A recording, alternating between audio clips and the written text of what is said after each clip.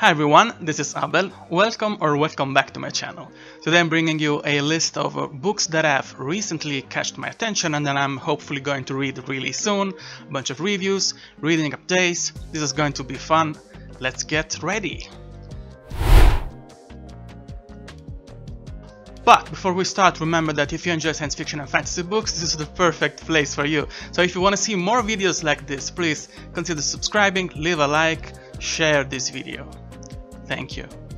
Let's start with books that are new to me and that I'm putting on my TBR, and hopefully I'm going to read them really soon. I have an e-arc from writer Yaroslav Barsukov. I don't know how to pronounce it. Please, Yaroslav, if you're watching this video, feel free to correct me and to give me the correct pronunciation of this really interesting name and surname. You know, I have this uncanny ability to butcher every surname that I pronounce here in this channel, but that's how we roll on this channel, okay? It's a quirk. It's actually a feature. It's not a problem, it's a feature of this channel. The title of this e-arc is Sleeping Words Have No Memory.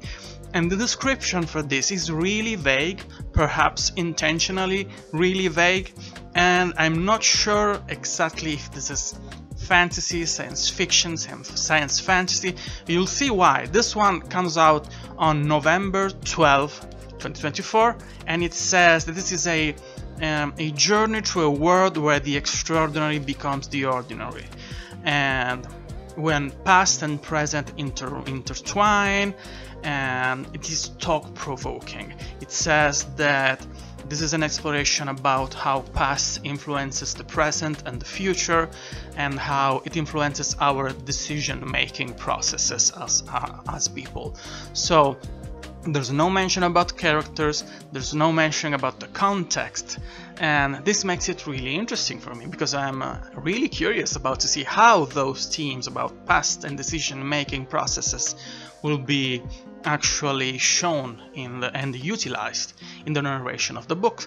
So let's see how it goes. This is one of the many arcs I'm reading during I'm actually being part of the SPFBO 10 of our SPIFBox, the competition for self-published fantasy books that has reached the 10th edition. So in between my readings, I'll read this one too, absolutely, and keep an eye on the review section on this video because I'm going to talk about the two books that have been assigned to me as a sous judge, not a sous chef, a sous judge with Philip Chase's group of reviewers for SPIFBox. So this is the first one. Let's go to the second book, Alliance Rising by C.J. Cherryh. I have to give you a little bit of a context because I have this particular fascination with really old books, and especially for science fiction, not so much for epic fantasy, because I have been reading a bunch of classic epic fantasy books, yes, for sure, but I tend to enjoy more epic fantasy books that have been written during the last 10 or 15 years, okay? But with science fiction, there's this specific flavor of point of views and narrations and writing style that makes it incredibly fascinating for me. And there is a lot of very well-known and very well-beloved authors that are not that easy to reach for me because of the language barrier and because of the distribution, because I enjoy read books more in paperback and hardback. I love ebooks, of course, most of the books that I'm reviewing this year because of the self-published competition, or because I'm simply reviewing arcs from authors. They're ebooks. They're fine, there's nothing wrong with them, but the experience of reading a paperback or hardback is still my favorite one. And it is not that easy to find older books here in Italy because there's no used market here, and I have to rely on Amazon and other online stores that most of the time collect only the most newer released, of course. So if a book says 20 or 25 years, that's basically impossible for me to read on paperback, and I have to rely on ebooks. But as I said, on ebooks I try to prioritize e-arcs to help up-and-coming authors that really needs those reviews. So it's a catch-21. It is really difficult to get to those classic authors that have this huge catalog, this huge back catalog with tons and tons of books. But sometimes I'm lucky because those authors are still in the market and then I'm still producing amazing books, and this is the case with CJ Cherryh, that has a really long career. She's a grandmaster of science fiction and fantasy, and this is her latest series. The first book in the series is Alliance Rising, and it looks like a space opera with a very big scope and a precise attention on the politics, because this is set in a world, in a universe, when the Sol system has been left behind, and now the big dogs in this in the political struggles are those mega stations, which are centers of culture, and they're running to establish supremacy on the galactic scale. The inciting incident for this is when there's a unnamed spaceship that no one knows when it comes from and has no particular designation. They don't know if it is part of one of those two mega stations that battle to have sovereignty on the galaxy. And they basically know nothing about this, and it is such a peculiar event, so rare, that it ignites a kind of a political catastrophe, and everyone is trying to understand what's going on. And I love political intrigue, especially in space opera, and I like how that influences the world building and character exploration. And I'm really happy because this will be my first book from CJ Cherryh that I ever read, and given how well beloved she is and how long her production it is, I'm pretty sure that if I enjoyed this one, well, actually there's book 2 already out, or it's going to be published really soon, and if I love this one, I'll have tons of books to read from CJ Cherryh. So let's give it a try, and I'll let you know how it is in a review, hopefully really soon. The Icarus plot by Timothy Zahn, and by now you should know who Timothy Zahn is, because he's one of the main author for Star Wars books. He's the creator of Mara Jade, the creator of Grand Admiral Swan, and the writer of the Heir of Empire trilogy, which was the main way that for many years fans could stay in contact with the Star Wars universe. And the fact is that Timothy Zahn is a very prolific author. He's not just famous because of his books related to Star Wars, but he has many other series.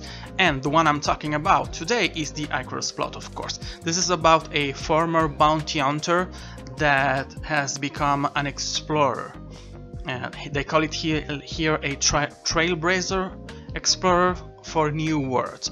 So it's someone that has gone through a very hard and very hard-hitting pivotal moment in his life, leaving behind a life that could have been more or less honest, but he has given an opportunity to track down a woman.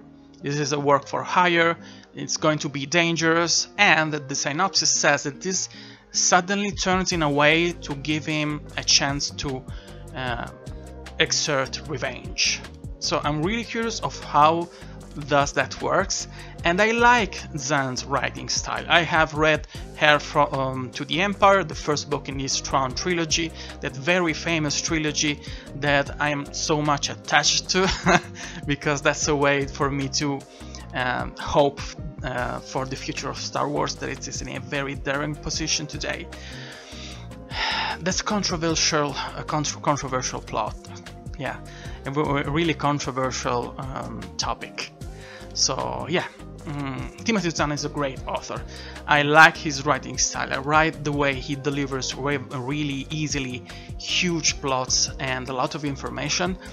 not a huge fan of his lack of descriptions. He basically never describes characters and the scenario, and I don't love that. I like rich description and very long, and I know that that's not a easy take today, because show don't tell should drive you in a different direction, but I love when they have really heavy description and pages of description for the scenario or for the internal struggle, and that's completely absent from here. But some way Zahn makes it work nonetheless, so I'm really curious to see how it goes with this one. Then I have two series openers by author Marko Kloos. The first one is Aftershocks. This is a space opera that is set after the end, in the aftermath of a huge interplanetary war, and it follows a group of characters that are seeking every one of them in a way are seeking for redemption. So there should be an exploration not only of interplanetary war, but of the consequences on a personal level of that kind of struggle. And this is also set in a brewing conflict. It looks like there are voices of an impending uprising, so the war is not that over again. And I like space opera with that kind of huge scope, but I really enjoy the fact that I'm hopeful to see a deep character exploration, so really hopeful. And the second one is Scorpio, the first book in the Frontlines evolution, book 1. This is set on distant Earth when there is a survival, Alex Archer and her black shepherd Ash, that I'm trying to live underground and to survive in this very inhospitable environment after an alien invasion. That looks really promising for me, especially because of that kind of relationship that could be established between the main character and the dog. And yeah, because in that environment, in the setting, there are hidden creatures and monsters lurking around, so it's not just about survival in a post-apocalyptic environment, but there's a war coming. Looks like there's a war coming, so I'm curious to see how those two books open the doors for those respective series, and I'm really eager to see if this author becomes one of my new favorite authors too. What am I reading right now? I'm reading one of the last books that have been assigned to me for the SPFBO 10, the Spiff box, and this is Child of Vanris by Nikki McCormack. This is an epic fantasy book, and when the protagonist is basically an elf, but they're called in a different way here, at least by appearance, because they're thin, they're tall, and they're not exactly tall. I'm not sure because I read just a couple of chapters for the protagonist, but they have pointed ears. And this poor guy, someone cut his ears to make it look a little more human. I don't know if that was some kind of retaliation of some kind of abuse, but this allowed him to pass mostly unnoticed for the most part of his life. I think he's 17 at the beginning of the story. And something happened when he is discovered. Everybody in the little town when he leaves understand that he is not humans, and the race he comes from, those elven-looking race, they're not welcome in that place because of the aftermath of a war, I think. So it's really nicely written, at least the few pages that I have read, and it's really interesting for me. So I'll give you a review probably in the next video, in 10 days maybe. I'll let you know. And then I'm reading Sandstorm by James Rollins. This is not the classic epic fantasy or space opera that I usually read, but this is adventure slash sci-fi slash techno thriller. Think about it as a mixture between the Da Vinci Code and at the same time the TV show Fringe. Have you ever watched Fringe or the atmospheres of the X-Files with this group or really highly trained protagonists that are both scientists and army people, like Navy SEALs, but at the same time they're really they have this really high education on the scientific fields, on technology and science fiction and science. The gist of the series, which is a very long series, they call it Sigma Force because it's the name of the team, is that they try to safeguard technological superiority for America. So every time a new kind of development in science and technology becomes available for other countries, or there is a risk that that new technology ends in bad hands, in contraband, on maybe some kind of terrorists or other nations that have bad blood with the US, this group of people goes and try to recollect, let's say, that technology. As far as I'm concerned, the bunch of chapters that I've read, the atmospheres looks a little bit like what you have with Tom Clancy, with Rainbow Six, maybe a little bit more tending to the atmosphere that you have in Angel and Demons from Dan Brown.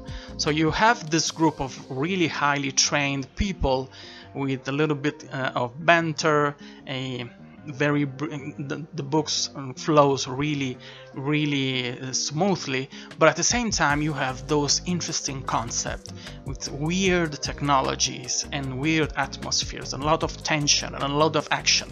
It's the perfect palate cleanser if you wanna read something that it is consistent, that it is interesting. There is a lot of meat to chew here, but it is very easily digestible because you don't have to swallow an entire new world to understand with the new rules and races and politics and atmospheres. This is our world. So the heavy lifting for the description of this book has been done by reality.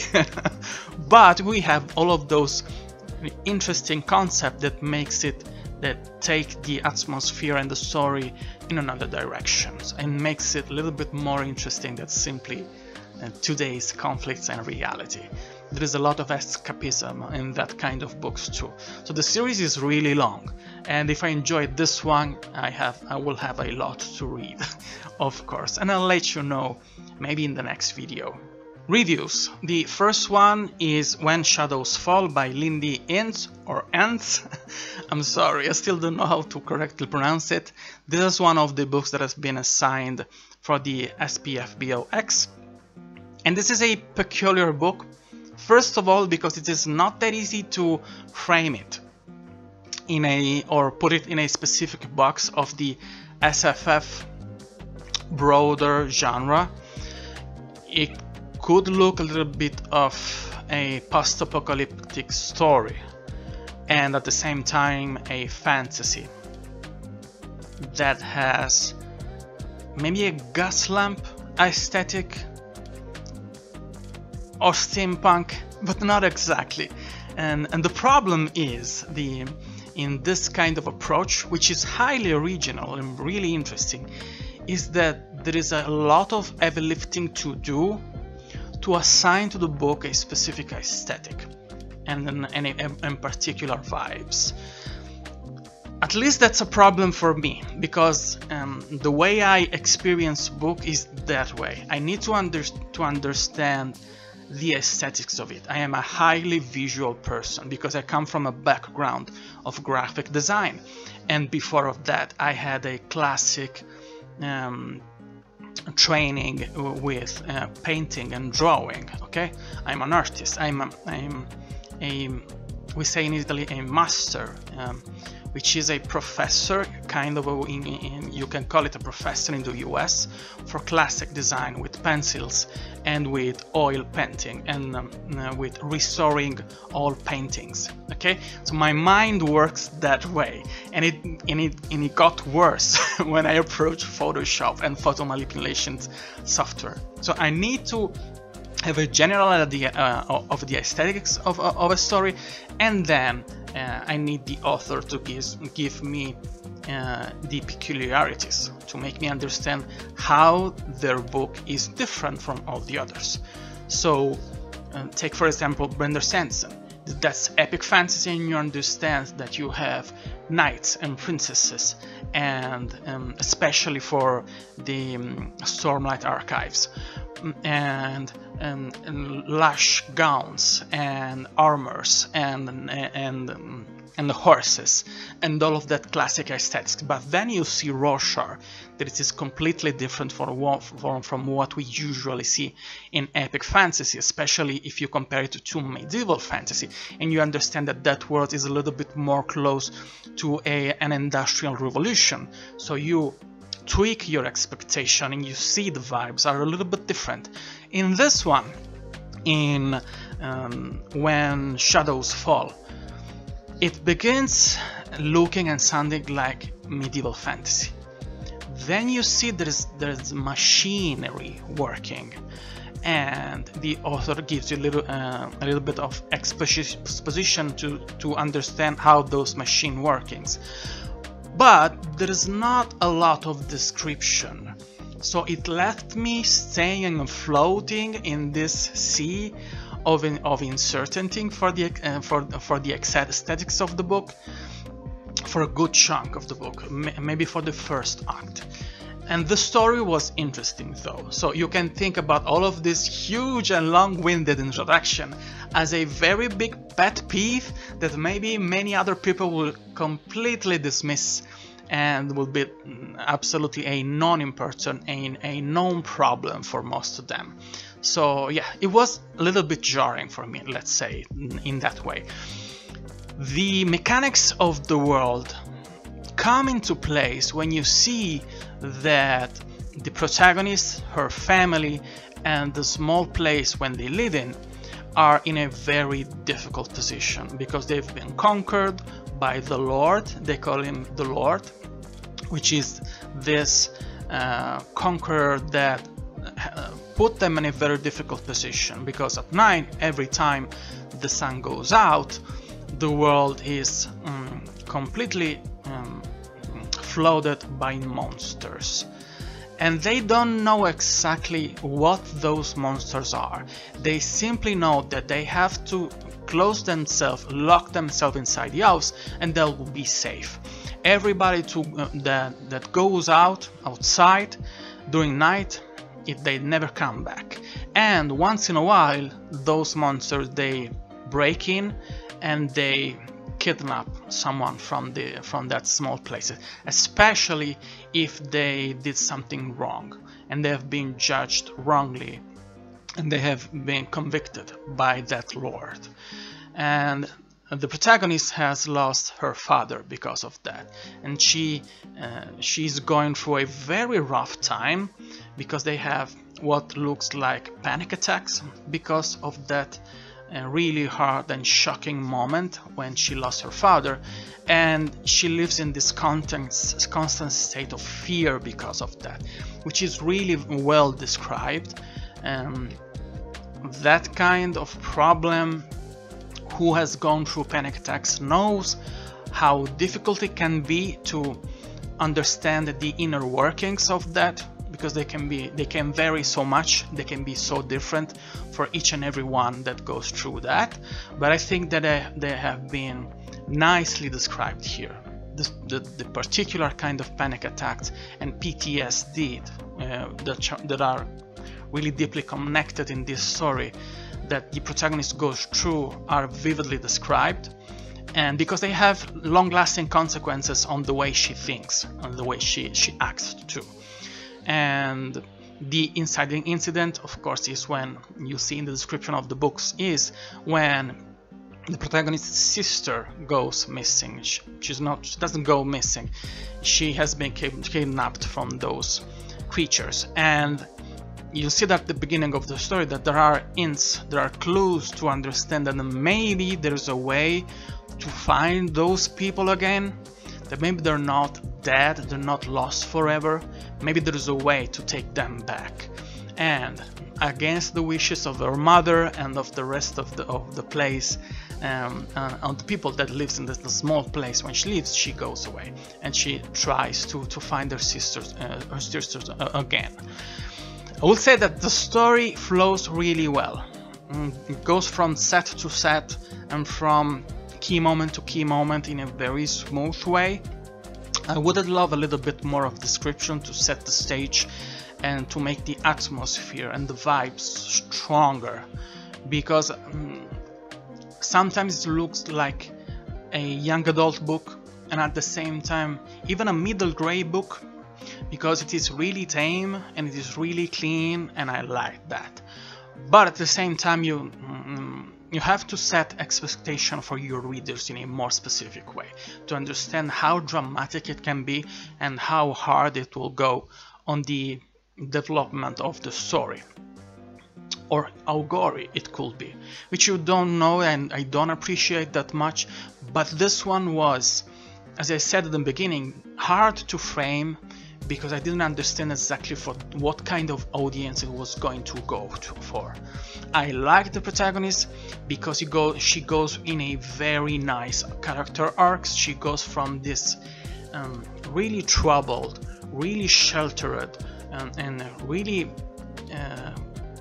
scared girl, a girl that looks like she's scared of her own shadow, and that's not a pun, it's pun intended, okay, to someone that slowly becomes more strong-willed, and in that decision that she makes to go and save her sister, you see that has consequences for her character development. She becomes stronger and stronger in a very believable way, aside a few moments when you see that she makes a few decisions that could be a little bit too much for the kind of person she was at the beginning of the story.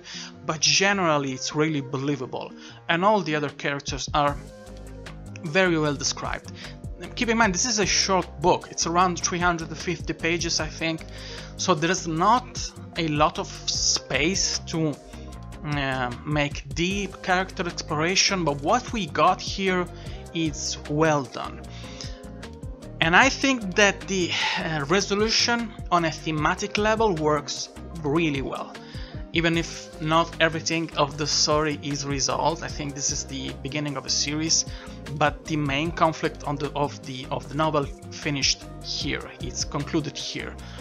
It's a little bit underwhelming in the way it ends, because there is this build-up to understand who this Lord is and how he got to have all of those powers, and why he decided to put the world in that state, and why does he works the way he works, what does he really want. The final confrontation is a little bit meh, there's a lot of build up, but at the end it closes pretty nicely with a little bow, but very, very fast. So after all of that build up, I was expecting it to be different. It is coherent with the themes and the general vibe of the story, but I was expecting more. I thought it would have been a little bit more expensive of a confrontation, but it is an enjoyable novel. I'm a slow reader and I finished it in a couple of sittings. It was really enjoyable, really nice. I like the writing style, it flows beautifully. It is really original. The fact that I wasn't able to put it in a box, in a specific box, is a good thing and it's a bad thing. And I think, to be completely honest, that the cover does a little bit of a disservice to the story, because it doesn't give you a really effective indication on what you're going to find inside the book, because this looks like a fairy tale in the cover. And even if the story has some vibes of a fairy tale, it's much more complex than that. There's so much more.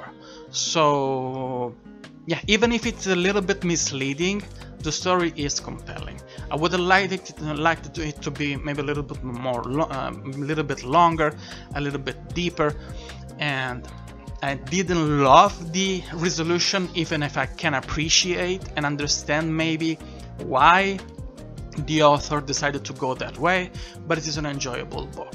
And if you need something that it is a little bit lighter than the usual huge tome that you read, and if you're watching this video, I know that you're sick like me and love 1000 pages books, this is perfect for you. And yeah, you should definitely check it out for yourself. I finished my first reread of the year, which is rare for me. I don't reread books really often because I have a chipmunk brain. When I say bird, I'm distracted really easily, and I have a ton of books that I want to read and a limited amount of time that I can invest in reading books. But I wanted to reread The Justice of Kings because the book is coming to Italy. There will be an Italian translation, and hopefully I will be able to give you an interview both in Italian and in English for this one with author Richard Swan. So I wanted it to be fresh in my mind before to go there, and man, this book rocks. It was even better at my first review because I had a pretty good idea of the plot and the characters, but somehow knowing what the story was going,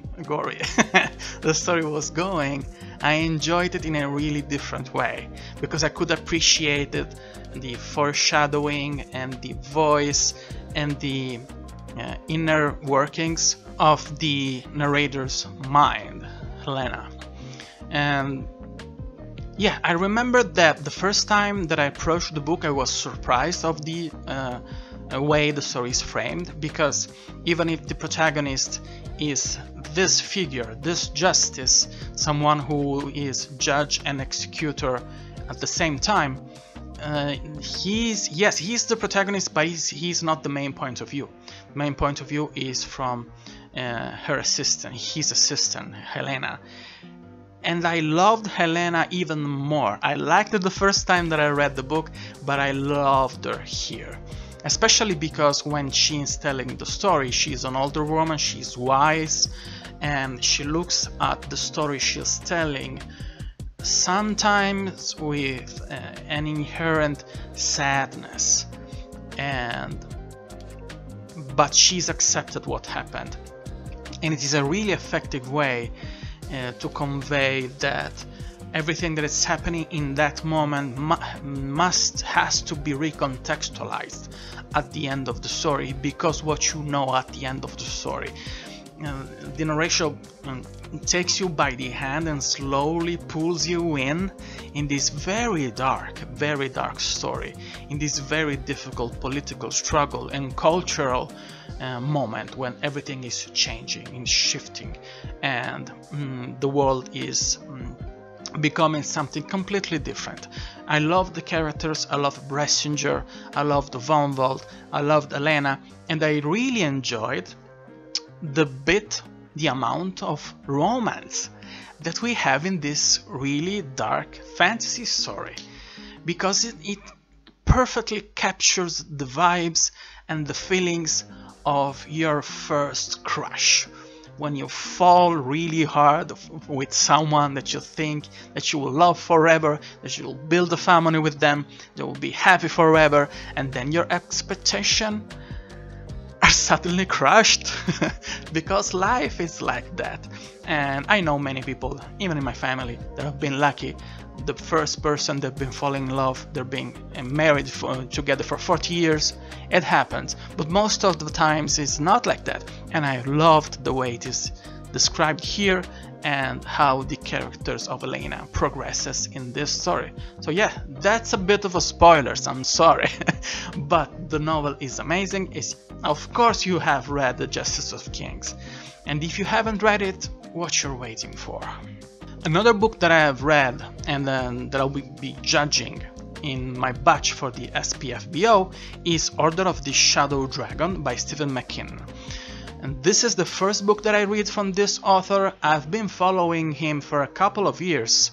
It's been a hot minute by now, because he had another series, I think it's a dark fantasy, a grim dark story. This one should be part of the same shared universe, I think, if I'm not mistaken, but it is an independent story.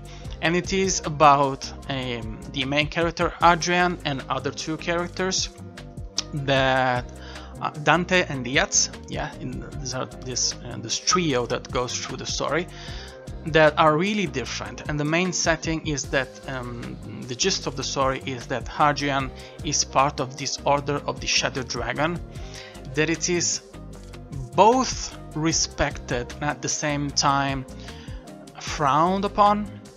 And you'll see why during the story. At the beginning of the story you don't understand why he's that powerful, and at the same time people look down at him.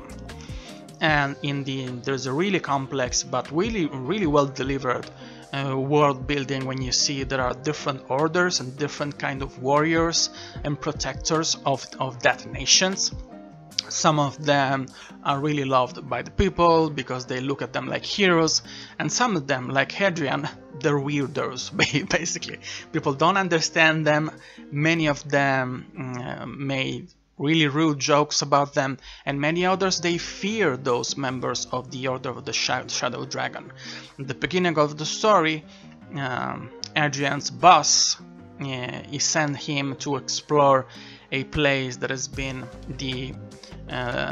when something happened, when there is a white woman, a mysterious woman that is using extraordinary abilities to wreak havoc about the place. So there is a big chunk at the beginning of the books where it's all investigation, and I love that because it's a good way to show you how the characters work in this world, to show you the world building and the characters, because everything they face, it's used in a really clever way to tell you how the world works and to show you little by little the main conflict. The story is interesting. The story moves really quickly with a really brisk pacing. There's a very good pacing between scene by scene, setting and setting. But what I loved of the writing style as a whole were the dialogues. The dialogues are so funny, but not funny because they are intentionally comedic. They have this kind of dry humor that it looks like British humor in a way, because they're so quippy, but it's never overdone. It's always work for what's happening. You see that it's not MCU level of funny. This is sometimes Doctor Who funny, okay? Because it's really smart, and sometimes you have a couple of one-liners that make you cackle visibly, and I was with my e-reader like that was funny. So you'll not be laughing out loud because it's not gross, it's not stupid funny. It is in the way characters exchange, in the way characters have their unique banter.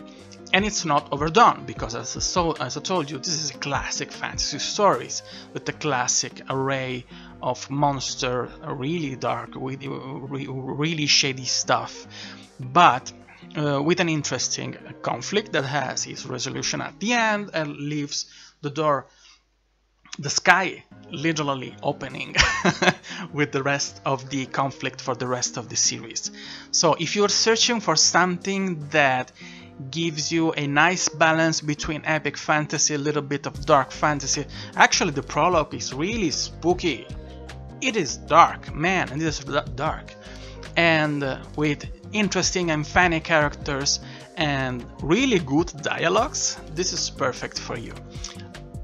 Again, I would love it here to be a little bit more expensive as a story, and I know that for self-published authors that it is difficult, because usually the market goes in a different way, goes for shorter story, usually less than 400 pages, around 100,000 words, highly serialized, so it is difficult to have huge tomes and hugely chunky books, because they take forever to write and they're really expensive to edit and to copy edit and to proofread. So I understand why most of the self-published books that are that you can usually find in the market are that short.